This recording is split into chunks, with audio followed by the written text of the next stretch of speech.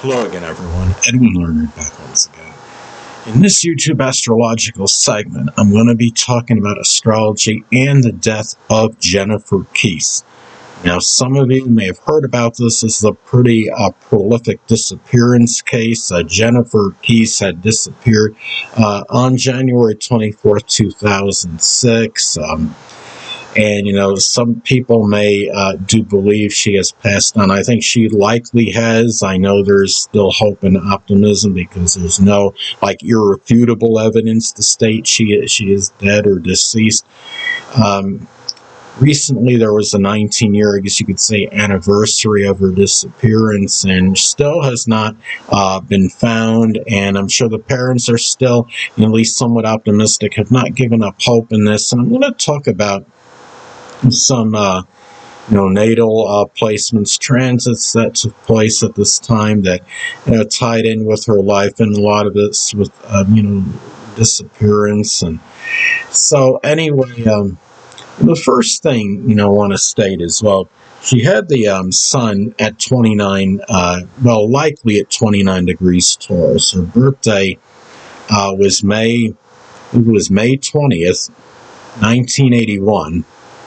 And, a lot of, depends on the time of birth. I don't have her time of birth, so I had to, you could say, improvise and do a solar/sunrise, chart for her, in which I put the sun at the same spot as the ascendant. It puts the sun at 29 degrees Taurus. She may have had a Gemini sun if she was born, late in the day. I believe her ascendant may have been Gemini. Her sun would have been in Gemini.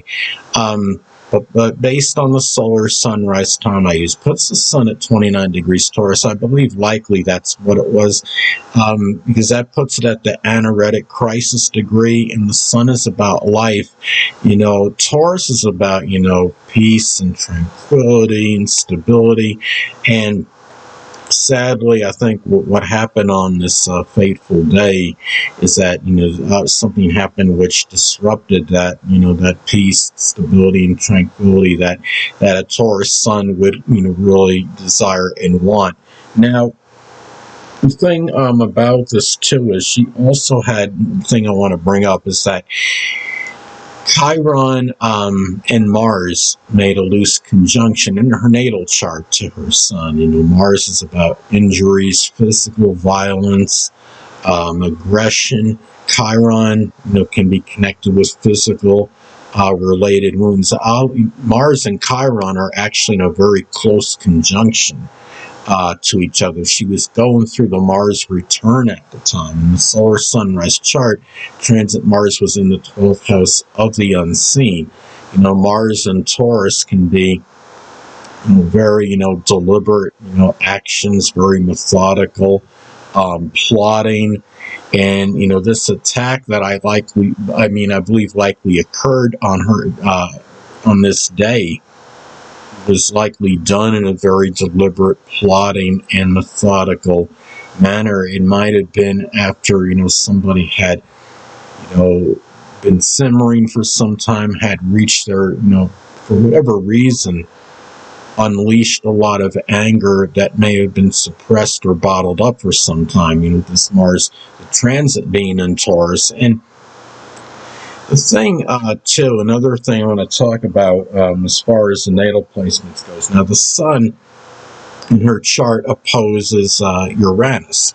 And when you have Uranus being in Scorpio, so that could indicate, very, unexpected, crisis, upheaval, having more of an adverse effect on her life, disrupting, the Taurus sun likely want for that, again, that peace, the tranquility, the stability in one's life. Now, another thing that I notice is that she has in her chart Jupiter and Saturn, both in Libra, but both retrograde. So that, I think that's very indicative of having, the delays and the justice and the things being done legally, connected, with this, situation. And hopefully this will be resolved, sooner than later. It's obviously gone on for a very prolonged and protracted time. Now, another thing in her chart we'll get at is that in the solar sunrise chart, she has Pluto in the sixth house. And that could indicate, dealing, some kind of coercion, possibly in the daily routine. My understanding is that there were, by her, I guess it was condo where she was staying at, she was, persistently, I believe, being, harassed by these workers in the area and making, stating things that were very, inappropriate toward her, to her, and I believe there were other people, at least one other person was complaining about that as well, and a lot of people suspect that it was one of the workers that actually had was responsible for her disappearance and possibly death. Now, another thing I want to get at in the chart is that Mercury squares Jupiter in her chart, and that could manifest in the difficulty in terms of communication with foreigners. I think they may have been foreigners, the workers, but you may want to confer that on the internet and look.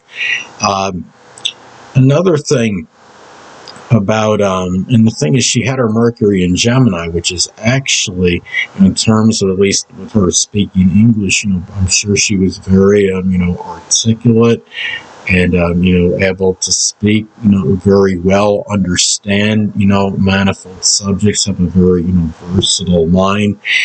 The thing too I want to get at in your chart, next thing, is that in the solar sunrise chart, the ruler of the fourth house, which is the sun, naturally conjuncts the ascendant because it is a solar sunrise chart, and the sun is positioned at the spot of the ascendant in the solar sunrise chart, which indicates that the end of life could have likely happened in her environment, which, if she did pass on, this is, it likely did happen right in her area. And another thing to it I notice, okay, she's got in the eighth house, okay, Neptune is in Neptune in Sagittarius in the eighth. It could indicate a death that may be nebulous and unclear. Neptune is also disappearances, and Sagittarius is foreigners. So it could have been, the result of a foreigner, somebody from another country. Also, transit Pluto was at least making a loose conjunction to her Neptune at this time, which could manifest in a death, which would also be one which would be somewhat nebulous or unclear, and one in which it would involve a disappearance, because Neptune is connected with disappearance, and again, Sagittarius, by a foreigner, and done in a very, reckless, manner as well. And also in that eighth house in the solar sunrise chart again. So another thing is that she also had in the solar sunrise chart Aries on the 12th house cusp. And the thing is, 12th house is a house of endings. Aries is volatile, it's violent. It could indicate that the ending came in a very volatile manner, and in 12th house is the unseen. And I want to go back, to, that Taurus energy I talked about before with Mars and Chiron and Taurus in the 12th house in the solar sunrise chart. Taurus is connected with carpet laying, and I thought what's intriguing about this is that, this is speculation that, could have been her, that somebody had spotted, I believe some witness had spotted, somebody rolling up, a carpet and throwing it in, some body of water in the area where, where Jennifer Kesse, lived in her general community somewhere. And, Taurus is connected with carpet laying, interestingly enough. So, and the 12th house is the unseen, it's the sea. So I wouldn't be surprised if that was her in that, laying in that, carpet. And the workers had been doing something with carpet laying, I believe, that day, or something that was associated with carpets on that day of her disappearance, or near that day. And again, that's something you may want to confer on the internet. Now, another thing, about what happened, I thought was interesting too. I talked about the Mars return before. When I'm looking at this, is that the transit Mars was very close in proximity to her natal Mars. It was a very tight conjunction, at the same degree, at least based on the transits that were calculated at the time and based on the solar sunrise positions for her natal Mars. Now, another thing about this is that another thing as far as a transit goes is that the transit of Uranus in Pisces made a square to her Venus in Venus in Gemini, and right there you have something, Uranus and Pisces in transit could be something unexpected that's very confounding, unclear, nebulous, confusing. It's chaos. Squaring the Venus, and Venus is about peace. And also being her natal Venus in Gemini, being about short journeys. So basically it shows you where there could have been, likely some disruption to that peace, that tranquility, just in her general, routine, doing, taking a short journey, getting ready to go into her car and take a, short trip. Now, a thing about, this is too, some of you may have heard there was I believe it was an investigator or someone on this case said that, speculated that thinks what happened likely was when Jennifer Kesse went into her, came out of her home on this day of the disappearance, that she was assaulted and attacked and brought into some room. And then I think they had investigated that room, police or whoever was there, forensics people, they couldn't find anything, as far as, they put the dogs in there and couldn't pick up any scent, I guess, of Jennifer. But, it does seem like in theory that could have, likely could have happened, I believe. This happened very, there's something about this tells me this happened very spontaneously, abruptly. Jennifer was probably caught off guard.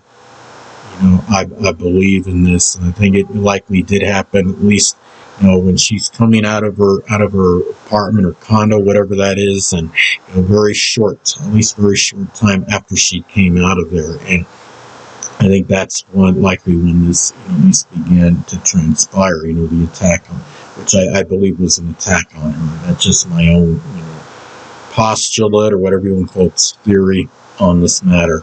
Now, another thing too, also, she had transit Neptune. Also, at this time, transit Neptune was in Aquarius. It was at 16 degrees Aquarius, and at least making a loose square to her natal Mars. So that could have indicated that transit where you make it harder would reaffirm and reinforce my theory on this, about it making it harder to see the attack coming. I would think, because Neptune is about the unseen, Mars is connecting with violence and attacking. So we really don't have too much more to say, on this matter. I thought it's interesting. This is kind of not about the death. I'm going off on a Gemini tangent here, but Sun likely in Taurus at 29 degrees. I think she was like 5'8" or 5'7". Looking at her, thinking she may have been Leo or Libra rising, but that's just my own belief, because there's not too many women out there that are going to have a Taurus ascendant that are going to be 5'7" or 5'8". So something tells me she had a masculine ascendant. I'm thinking likely Leo or maybe a rising ship, like she had a little kind of forward complexion to the face, and that could be blondish hair. Now, I don't know if that was the true color or not, but if it is, that could be another indicator, perhaps, of the Leo ascendant. And really, that's pretty much it. And if anybody out there, has any, information on, in terms of her actual, time of birth, or there's any close friends or family members that happen to see this video, just shoot me up on, hit me up, I should say, contact me, whatever you want to call it, on Facebook, and, please give me information. I could actually calculate the true chart based on the actual time of birth. And again, I do all, I want to, we don't know if she's actually passed on or not. All we can do is, prayerfully, she's still around in the land of the living at this time. But naturally, as time progresses and advances, those chances do diminish, sadly. And such a, if she is gone, what a tragic, thing to happen. And this has been 19 years. That this disappearance has gone on, and this person that who's ever's responsible for the persons, what's said is that they've gone on with their lives, living it like it's, like everything's, okay, hunky dory, and and that's what's sad about this too. And somebody could be, that cold, ruthless, and callous, and do something, that likely caused the death in all probability, and just casually go on with their life like it's no big deal, because the family is looking for answers. They deserve it at this time. So anyway, people, that'll conclude this YouTube astrological segment. Until next time, Edwin Learnard saying, stay well.